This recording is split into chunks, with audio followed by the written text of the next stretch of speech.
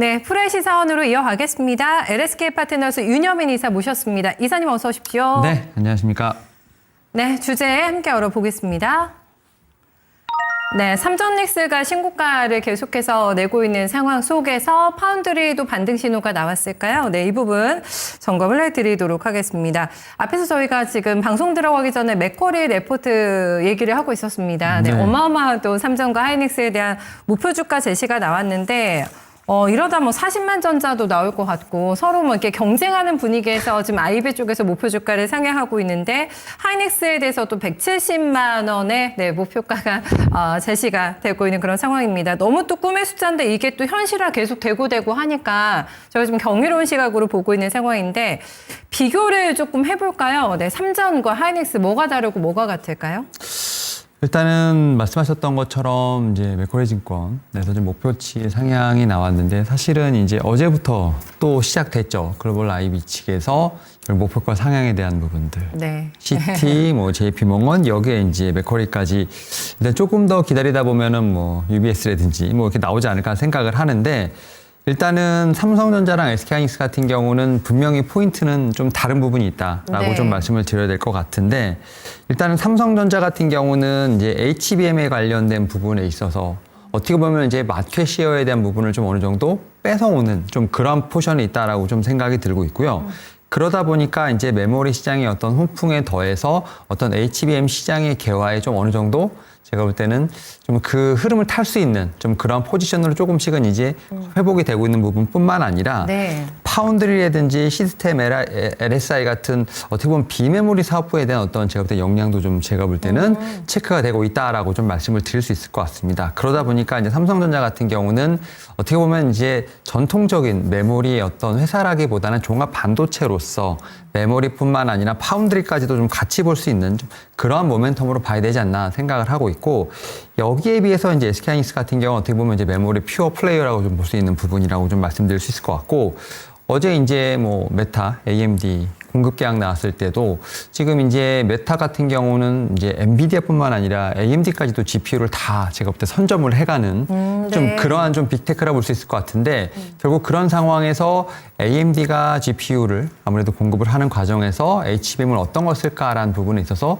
SK하이닉스가 지금 거론되고 있다는 점. 굉장히 유력하지 않습니까? 네, 그렇게 예. 거론되는 점에서 봤을 때 네. 확실히 퓨어 플레이로서 지금 이제 HBM 어떻게 보면 4가 지금 시장이 어떻게 보면 이제 시장이 개화되는 개화가 상황에서 되면서, 그 네. 포지션을 확실하게 점할 수 있다는 점, 뭐 이런 점들이 제가 볼 때는 글로벌 IB 입장에서 봤을 때 목표가 상향을 어떤 하는 포인트가 되지 않을까 생각을 하고 있고 지금 이제 삼성전자가 20만 3천 원 그리고 이제 SK하이닉스 같은 경우가 지금 102만 원 좀 넘어가고 있는데 지금 맥쿼리 기준으로 지금 삼성전자 같은 경우는 34만 원까지 목표가가 나왔기 때문에 네.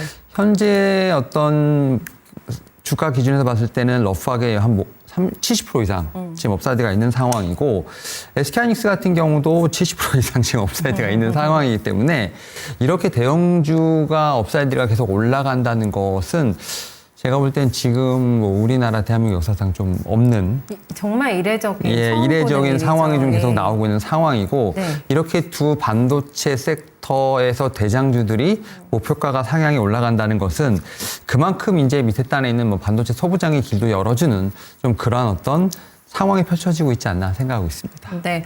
그래서 저희가 항상 그 고민했던 게 하이닉스가 더 가려나? 뭐 삼전이 더 가려나 하면서 고민을 이제 하시는데 그럴 필요 없이 그냥 두 종목 다 삼전닉스로 묶어서 이제 추천을 주시고 했었잖아요. 네네.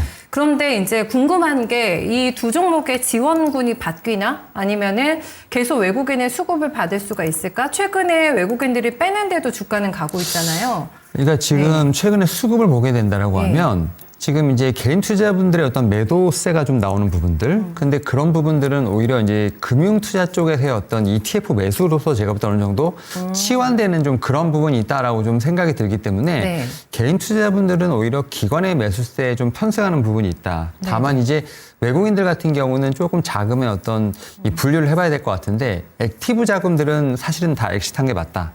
근데 이제 패시브 자금들이 좀 들어오는 상황이기 때문에 패시브 자금? 네, 이런 네. 상황에서 봤을 때 저는 이게 뭐 MSCI 뭐 리밸런싱에 관련된 부분인 건지 아니면 이제 이 패시브 자금들의 어떤 성격에 대한 부분들은 저는 조금 체크할 필요가 있는데 어제부터 일단 외국인의 패시브 자금들이 좀 들어오는 부분들, 이 부분이 조금씩은 그래요? 좀 포착이 되고 있거든요. 그래서 네. 외국인 수급에 대한 제가 볼 때는 좀 특성을, 좀 카테고리를 나눠야 된다 생각을 하고 있고, 지금 상황에서 보게 된다고 하면 어제부터 외국인은 패시브 자금이 들고 있는 상황이고, 그런 부분에서 지금 대형주 위주로 다시 좀 자금이 들어오는 상황이기 때문에 액티브 자금들이 나간 것에 대해서 증시의 고점을 봐야 되는 건지, 아니면 패시브 자금을 통해서 증시의 업사이드를 봐야 되는 부분들은 일단은 좀 시간을 조금 좀 어느 정도 체크해 보면서 이 수급의 어떤 이 특성을 봐야 되지 않을까 생각하고 네네. 있습니다. 시간을 조금 할애를 1번 질문에서 많이 하게 되는데 기존의 마음에서 생각하셨던 목표 주가보다 이사님도 올리셨어요? 두 종목에 대해서? 네, 일단 삼성전자 같은 경우는 제가 이제 한 7만 원, 8만 원 때부터 10만 원 간다, 15만 원 간다, 20만 원 간다 말씀드렸는데, 일단은 저도 좀 계속 상향하는 어떤 부분이 맞다라고 생각이 들고 있고, 다만 이제 삼성전자 SK 하이닉스를 좀 비교하게 된다라고 하면 네. 베타적인 측면에서는 SK 하이닉스가 좀 더 주가의 어떤 이 상승이라고 해야 되나요? 네, 그러니까 네. 변동성이 좀 큰 상황이기 때문에 아마 수익률을 보게 된다라고 하면 SK 하이닉스 같은 경우가 좀 더 좀 어떻게 보면 이제 좀 수익이 높은 어떤 그런 부분을 가져갈 수 있지 않을까 생각합니다만, 네. 오히려 삼성전자가 앞에서 말씀드렸던 것처럼 다른 퓨어 메모리가 아니라 이제 종합 반도체로서의 어떤 역할을 하는 상황이기 때문에 오히려 모멘텀에 대한 어떤 부자라고 해야 되나요? 이런 부분에 있어서는 좀 삼성전자가 좀 더 네. 제가 볼 때는 이 가지고 있는 것들이 많고, 여기에 대해서 또 이제 얘기가 나오는 것 중에 하나가 지금 이 삼성 SDI가 삼성 디스플레이 네네. 지분 매각 관련된 얘기가 나오는 상황에서 그 지분에 대한 부분을 삼성전자가 가져가겠다는 얘기가 좀 나오고 있지 않습니까? 그렇습니까? 네. 예, 그런 측면에서 봤을 때 삼성전자는 유동성적인 측면, 여기에 또 캐파적인 측면에서도 사실은 SK하이닉스를 좀 압도하는 상황이기 때문에 네. 그런 부분을 보게 된다라고 하면 그래도 업사이드는 삼성전자도 없다, 이렇게 말씀을 드려야 될 것 같습니다. 네, 내가 자금 여력에 좀 한계가 있다. 삼전닉스를 포트에 다 담기 힘들다 하면은 조금 더 무게 중심을 두시면 되겠어요. 삼전의 선택을 하고 있습니다. 이제 멀티 AI폰 시대가 열릴 것 같습니다. 지금 S26 네. 언팩 행사 한참 진행이 되고 있다고 하는데 내일 새벽이면 저희 만날 수가 있겠어요. 파운드리도 같이 움직일 수 있을까요? 네, 사실 이제 요 뉴스가 지난주부터 좀 계속 얘기가 좀 나오고 있는데, 사실 우리가 이제 살짝 이 메모리 쪽에 너무 집중을 하다 보니까 네. 파운드리라든지 어떻게 보면 이제 갤럭시 S26과 관련된 부분에서 살짝 좀 놓치고 있는 부분이 등한시했어요. 했습니다만, 네. 사실 갤럭시 S26이 지금 나오는 상황, 여기에 또 이제 AP라고 하는 프로세스에 지금 엑시노스 2600이 좀 탑재가 되는 부분들, 이 부분을 통해서 확실히 이 파운드리에 대한 부분들, 아직까지도 파운드리는 적자가 맞습니다. 올해 실적에 대한 턴어라운드를 좀 기대하고 있습니다만, 확실히 장부상으로는 여전히 마이너스가 맞다라고 좀 생각이 드는데, 이 갤럭시 S26을 제가 볼 땐 신호탄으로 해서 이 파운드리 사업부가 이 반등할 수 있는지에 대한 부분을 분명히 체크할 필요가 있지 않을까 생각을 하는데, 얘기가 나오는 것 중에 하나가 바로 이제 이 수율과 관련된 부분들, 가동률과 관련된 부분에서 뭐 최근에 80%를 넘었다라고 얘기가 나오는데, 이 80이라는 숫자가 상당히 의미가 크다라고 좀 말씀을 드려야 될 것 같은데, 네. 일부 공정에서는 뭐 90%까지 뭐 도달됐다는 얘기가 좀 나오고 있는데, 사실은 지난해 고객을 확보하지 못해서 일단 공장 자체가 돌아가지 않았다는 부분들, 이 부분에 있어서 사실 극적으로 많이 상승률이 올라왔다. 그러니까 네, 네. 공장의 가동률이 많이 올랐다라고 좀 얘기가 나오고 있고, 80 올라왔어요. 80%. 네, 80%까지 올라왔고, 여기에 또 수율까지도 잡혔기 때문에 휴대폰에 AP가 들어간다는 거. 사실은 지금 전자 쪽에서 봤을 때 이 휴대폰 사업부도 이제 삼성 파운드리가 아무래도 계열사기 때문에 쓰고 싶어도 네. 수율이 안 잡히면 못 쓰는 쓰죠. 상황이고, 또 퀄컴 거를 많이 썼던 상황인데, 이번에는 이런 측면에서 삼성전자 파운드리가 좀 서로의 기회를 잡지 않았나라는 좀 생각을 하고 있는 상황이기 때문에, 그런 측면에서 지금 엑시노스 2600에 대한 어떤 향방이 상당히 중요하지 않을까라는 좀 생각을 하고 있고, 여기에 더해서 이제 뭐 삼성전자 파운드리 같은 경우가 이제 갤럭시 S26도 어떻게 보면 메인 고객이긴 합니다만, 네. 엔비디아라든지 여기에 테슬라까지 지금 어쨌든 빅테크들이 줄줄이 좀 있는 상황이기 때문에, 네, 예. 여기서 얼만큼 또 이제 퍼포먼스를 내느냐가 상당히 중요하지 않을까라는 좀 생각은 합니다. 계속 계약 소식 나와야겠어요. 네, 최근에 보게 된다라고 하면 지금 이제 엑시노스 2600, 뭐 2700이 나오고 있습니다만, 저는 엔비디아, 여기에 또 테슬라가 분명히 또 이제 추가적인 발주가 좀 잘 되게 된다라고 하면, 파운드리 실적이 확실히 올해 지금 4분기 정도만 되면 이제 흑자 전환. 네. 그러니까 이제 뭐 올해 지금 상반기에는 좀 힘들 수도 있겠습니다만 하반기 특히 4분기부터는 흑자 전환 예상되는 상황이기 때문에 그런 측면에서 주가의 어떤 업사이드를 네, 파운드리도 어느 정도 좀 일조할 수 있는 하나의 좀 계기가 되지 않을까 생각하고 있습니다. 네. 그러니까 어떻게 보면은 아킬레스건이었던 거잖아요. 이제 그것도 함께 좋아지게 되니까 삼전에 대해서 모멘텀 부자다라고 얘기를 네. 했었는데 일단은 실적이 플러스로 바뀔 것 같다고 합니다. 올해 파운드리 쪽 굉장히 의미 있는 반전의 신호탄이 되지 않을까 싶은데 조금 등한시했던 이쪽 섹터에서도 종목들 함께 챙겨봐야 되겠습니다.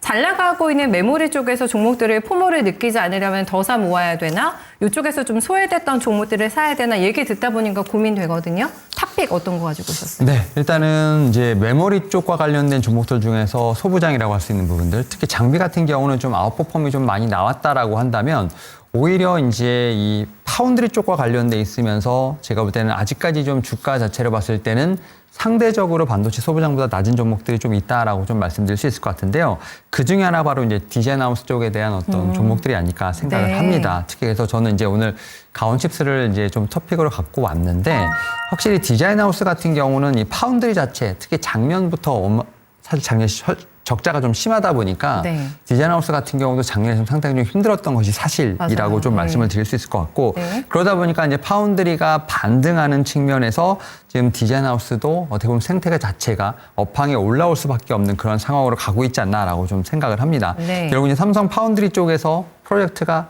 계속 나온다는 거, 이제 디자인하우스 쪽에서 어쨌든 수주가 계속 이뤄질 수밖에 없는 상황이고 여기에 또 주문형 반도체 시장도 같이 올라오는 상황이기 때문에 디자인하우스 쪽에서 봤을 때는 상당히 좀 업황에 대한 긍정적인 시도가 많이 포착이 된다. 특히 그런 측면에서 뭐 두 종목이라 할 수 있는 뭐 LG 테크놀로지, 가온칩스 같은 경우가 최근에 보게 된다라고 하면 실적에 대한 컨센서스가 좀 발표가 되는데 올해 대부분 흑자 전망에 대한 얘기들이 좀 많이 나오고 있는 상황이죠. 그러다 보니까 가온칩스 같은 경우도 이와 관련돼서 확실히 이제 올해 1년 만에 지금 영업이 흑자 전환 예상이 된다라고 좀 말씀드릴 수 있을 것 같고 여기에 또 가온칩스는 또 단독으로 일본의 지금 이제 네트워크 쪽과 지금 AI 칩 관련돼서 하반기 양산 예정인 상황이기 때문에 사실 저는 이제 반도체 소부장에 대한 어떤 업사이드보다는 오히려 지금은 이제 파운드리 쪽, 특히 이제 오사트라든지 지금 디자인하우스 쪽이 제가 볼 때는 그래도 상대적으로 지금 네. 주가 자체가 좀 낮은 업사이드를 높게 봐야 되는 측면이 되지 않을까라는 좀 생각을 하면서 지금 화면에도 보시겠지만 일봉도 일봉입니다만 주봉이나 월봉 봤을 때는 아직까지 업사이드가 좀 있는 상황. 여유가 있어 보여요. 네, 그래서 이런 종목들 같은 경우가 오히려 지금 이제 삼성전자의 어떤 반등에 좀 아직까지 따라가지 못했기 때문에 좀 추후에 좀 따라갈 수 있는 좀 그러한 여력 있는 종목들이 아닐까 생각하고 있습니다. 네, 연봉 차트 보시면서 목표 주가 잡으셨어요? 얼마 잡으세요? 일단 뭐 주봉을 보더라도 네. 지금 이제 전고점이 12만 7,900원인 상황인데 아직까지 한 30에서 40% 정도 지금 조정을 좀 받고 있는 상황이죠. 네. 그러다 보니까 충분히 업사이드를 좀 볼 수 있는 네. 좀 그런 부분이 아닐까 생각을 하고 있고 일단 매물대를 좀 소화해야 되는 어떤 그런 과정이 분명히 있다는 측면에서 봤을 때 일단 1차적으로 좀 목표가를 한 9만 원 정도로 좀 말씀을 드리고 있을 것 같고요. 손절가는 좀 넉넉하게 4만 5천 원 제시해드리도록 하겠습니다. 네, 스텝 바이 스텝으로 해서 재작년에 또 신고가에 결국에는 도전하지 않을까 예상을 해보게 되면서 또 좀 시장에서 숨겨져 있었던 종목 발굴해 주신 것 같아요. 가온집스 잘 체크해 보겠습니다. 말씀 고맙습니다. 네, 감사합니다. 네, 지금까지 프로의 시선 윤여민 이사와 함께했습니다.